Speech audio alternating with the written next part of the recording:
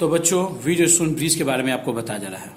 तो Wheatstone bridge को 1842 ईस्वी में इंग्लैंड के वैज्ञानिक व्हीटस्टोन ब्रिज ने, ध्यान से सुनिएगा, 1842 ईस्वी में इंग्लैंड के वैज्ञानिक व्हीटस्टोन ब्रिज ने, ठीक है ना, प्रतिरोध गैल्वेनोमीटर,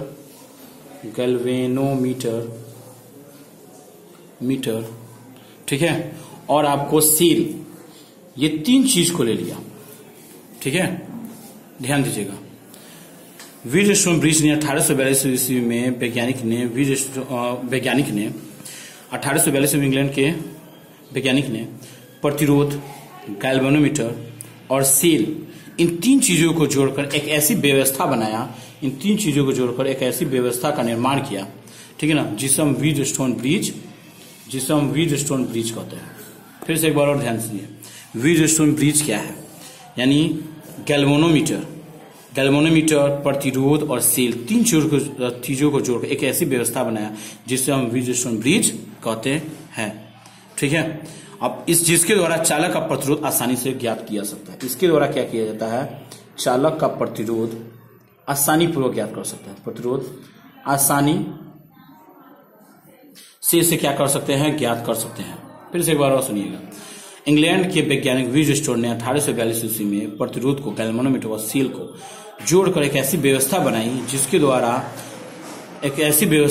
जिसे हम व्हीटस्टोन ब्रिज कहते हैं, जिसके द्वारा आसानी पूर्वक चालक के प्रतिरोध को आसानी पूर्वक ज्ञात कर सकते हैं, ठीक है। तो अब आप लोग देखिए, फिगर बना हुआ है, इस फिगर में ध्यान दीजिएगा, इस फिगर में चार प्रतिरोध रखे हुए हैं, PQRX। इसमें चार प्रतिरोध ये है, चालक के चार प्रतिरोध PQRX, और इसमें गैल्वेनोमीटर से जब धारा न बहती है तब PQ/RX होता है, PQ/RX होता है। ध्यान दीजिएगा, इसमें G दिखा रहा है, इसमें G से गैल्वेनोमीटर है, और जब गैल्वेनोमीटर से धारा न बहती है तब PQ/RX होता है। अब देखिए बच्चों, अब इसके व्यंजक के लिए फिगर बनाए, जो फिगर ऊपर दिया हुआ है वही फिगर नीचे, इसमें B और D छूट गया था, लिख दिया है, जो फिगर वही है वही फिगर नीचे भी है। इसमें भी उसी तरह सेम फिगर बनाया है। इसमें IG धारा देखिएगा, अब A से B की तरफ I1 धारा बह रही है, और फिर B से C की तरफ I2 धारा बह रही है, फिर नीचे A से D की तरफ I3 धारा बह रही है, और D से C की तरफ आपको I4 धारा बह रही है, ठीक है। इसमें ये सेल है, इसमें सेल लगा हुआ है, यहाँ पर बैटरी लगा हुआ है,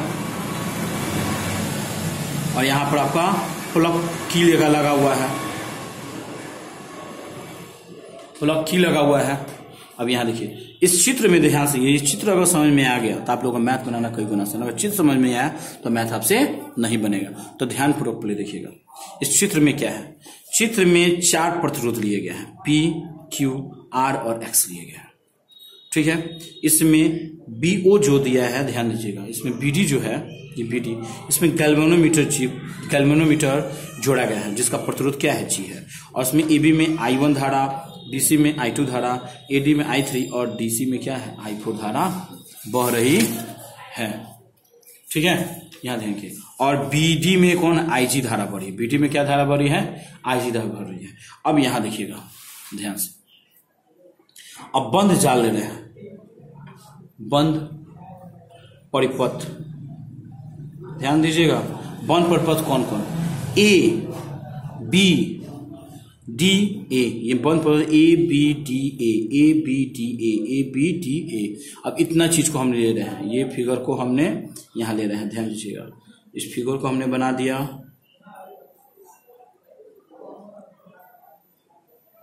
यानी A ले रहे हैं, बंद परिपथ कौन ले रहे हैं, A ले रहे हैं, B ले रहे हैं, D ले रहे हैं, फिर A ले रहे हैं।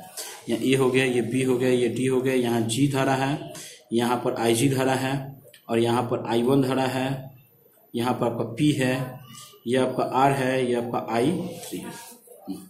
ध्यान दीजिए, आपको किरचॉफ नियम के दूसरे नियम में बताया गया है, ध्यान दीजिएगा, आपको किरचॉफ नियम के दूसरे नियम में यह बताया गया है कि जो धाराएं क्लॉकवाइज होती है वो पॉजिटिव, और जो एंटी क्लॉकवाइज होती है नेगेटिव होता है।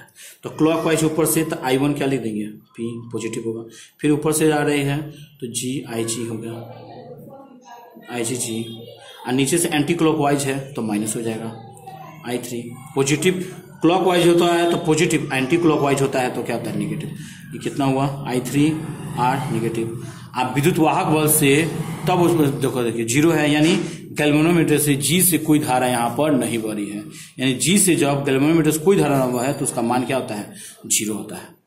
ठीक है, जब गैल्वेनोमीटर से कोई धारा ना बहे तो उसका मान क्या होता है आपका 0 होता है, यानी उस स्थिति में IG का मान 0 हो जाएगा, ध्यान दीजिएगा। तो I1P इसका मान 0, G I3R। तो बताइए आप क्या बचेगा, ये माइनस उधर जाएगा प्लस होगा, 0 से तो गुना करेगा तो कोई फर्क नहीं पड़ेगा। I1P यानी I3R, ध्यान दीजिएगा, यानी I1 बट्टा I3 बराबर R बट्टा P। इक्वेशन आपका हो गया फर्स्ट। ठीक है, इक्वेशन आप अब देखिए बच्चों, अब हम क्या करेंगे, A B D A ले लिए, अब इधर पलट जाइए, अब लेंगे, अब ध्यान दीजिएगा, अब ध्यान दीजिएगा, अब लेंगे B D C B, B D C B बंद जाल। अब ये ले रहे हैं B D C B को, B D C B, B D C B।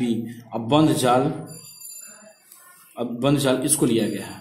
ठीक है, अब देखिए बच्चों कि बंद जाल अब लिए हैं B D C D को, B D C, अब B होगा, D नहीं होगा, B D C B को लिए हैं। अब इसमें देखिए ये क्लॉकवाइज है, ये एंटी क्लॉकवाइज है। तो क्लॉकवाइज कौन है, जो धारा ऊपर से आ रही है, तो कौन आ रही है I2Q, और नीचे से धारा जो जा रही है नेगेटिव होगी, याद रखिए क्लॉकवाइज पॉजिटिव, नीचे से जो ऊपर जाती है एंटी क्लॉकवाइज नेगेटिव होगा G, फिर माइनस I4X बराबर क्या होगा 0, क्या कि इसमें गैल्वेनोमीटर से कोई धारा नहीं बढ़ी है, तो उस स्थिति में IG का मान भी क्या होगा आपका 0 होगा।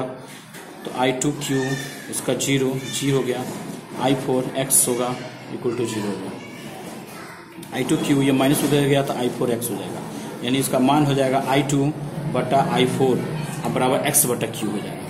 इक्वेशन हो गया सेकेंड। अब देखिए नेक्स्ट स्थिति में क्या हो रहा है, अब स्थिति में अब देखिए, अब लेंगे हम B बिंदु के एक बार लेंगे, ये B बिंदु के एक बार लेंगे, एक बार D बिंदु को लेंगे। तो B बिंदु को ले रहे हैं, ध्यान दीजिएगा, अब लेंगे B बिंदु को, अब B बिंदु को ले रहे हैं तो ध्यान दीजिएगा, B बिंदु का कुछ फिगर ऐसा बना हुआ है आपका, यहाँ से I1 धारा आ रही है, यहाँ से I2 धारा जा रही है, और यहाँ से IG। ध्यान दीजिएगा सर, ये किरचॉफ लॉ के नियम के फर्स्ट नियम के अनुसार है, जो धारा आती है वो पॉजिटिव होती है, और देखिए यहाँ G IG और I2 धारा जा रही है, इसलिए वो क्या हो जा रही है नेगेटिव हो जा रहा है। इसका मान गैल्वेनोमीटर से कोई धारा नहीं, इसका मान 0 है, इसलिए IG का मान 0 हो जा रहा है, यानी I2 बराबर ये 0 और I2 नहीं सॉरी ये I1 है, ये I1 ये I2 इक्वल टू 0, यानी I1 और I2 का मान, दोनों का मान आपस में क्या है देखिएगा, यहाँ हो गया, फिर I1 बराबर I2 ये इक्वल हो गया। अब इसी तरह बेस पर अब जब B लिए थे, अब उसी तरह यहाँ से क्या लेंगे, अब D बिंदु को लेंगे। अब किसको लेंगे, D बिंदु को, ध्यान दीजिएगा, अब D बिंदु पर, अब D बिंदु को लेंगे तो यहाँ D हो जाएगा। अब यहाँ से कौन धारा, यहाँ से I3 धारा आ रही है, यहाँ से IG धारा आ रही है, और इधर से धारा जा रही है I4। तो जो धारा आएंगी वो पॉजिटिव हो गई, और जो धारा जा रही हैं वो निगेटिव हो गई। इसमें भी गैल्वेनोमीटर से कोई धारा नहीं बढ़ी, तो उस स्थिति में इसका मान क्या होगा 0 होगा। इसका विद्युत तो मालूम है 0 होता है, ये 0 I4, यानी उस स्थिति में आपका मान I3 और I4 इक्वल टू हो जाएगा। ठीक है, अब समीकरण 2 ले लीजिए, समीकरण 2 में समीकरण 2 लीजिए, समीकरण 2 देखिएगा ध्यान से, समीकरण 2 में दिया है आपको I2 बट्टा I4 बराबर X बटा Q। तो देखिएगा ध्यान से, I2 किसके बराबर है, I2 का मान दिया है I1 के बराबर, यहाँ देखिए I2 का मान दिया I1, और I4 किसके बराबर है, I4 मान दिया I3 के बराबर, I3 X बटा Q। अब ये समीकरण हो जाएगा थर्ड। अब आप क्या कीजिएगा, समीकरण पहला तथा तीसरा से, पहला तथा तीसरा से, पहला समीकरण में यहाँ देखिए I1 और I3 दिया है, और तीसरा समीकरण I1 I3, तो दोनों में ये चीज और ये चीज हट जाएगा, तो आपको बचेगा ये RP, अब बटा क्या बचेगा, बराबर क्या बचेगा XQ।